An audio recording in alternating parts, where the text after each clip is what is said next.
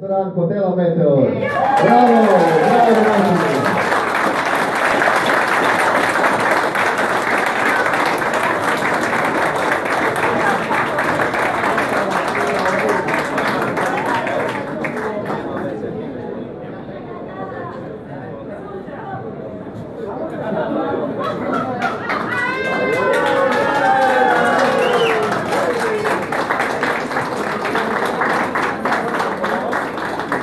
Odmah se za feštu.